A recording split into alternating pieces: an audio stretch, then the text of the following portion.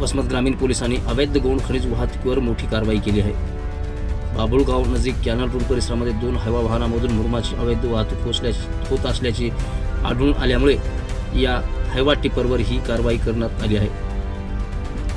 वसमत ग्रामीण पोलीस ठाण्याच्या हद्दीत अवैध गौण खनिज मुरुम वाहतूक करणाऱ्या 2 हायवा वाहनावर पोलिसांनी मोठी कारवाई केली असून या प्रकरणी 4 जणांविरुद्ध ग्रामीण पोलीस स्टेशन वसमत येथे गुन्हा दाखल करण्यात आला आहे। 27 मे 2026 रोजी रात्री सुमारे 1:30 वाजण्याच्या सुमारास वसमत बाभुळगाव जाणाऱ्या रोडवर बाभुळगाव नजीक कॅनल परिसरामध्ये ही कारवाई करण्यात आली आहे। पोलिसांनी 2 टाटा कंपनीच्या पांढऱ्या रंगाच्या हायवा वाहनांची तपासणी केली असता त्यामध्ये गौण खनिज मुरुम चोरी करून वाहतूक केली जात असल्याचे आढळून आले।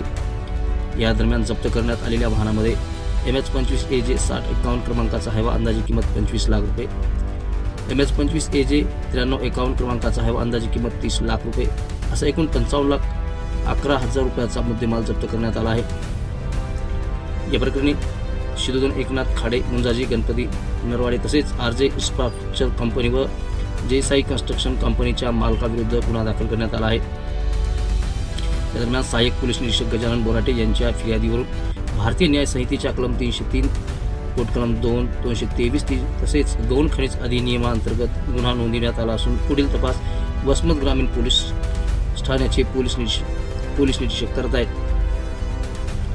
या कारवाईमुळे अवैध वाहतुकीवर आळा बसणार असून अवैध वाहतूक करणाऱ्यांचे धाबे दणाणले आहेत। त्यामुळे आता या अवैध गौण खनिज उत्खननावर कारवाई होते का हे पाहणं तितकंच महत्त्वाचं ठरणार आहे।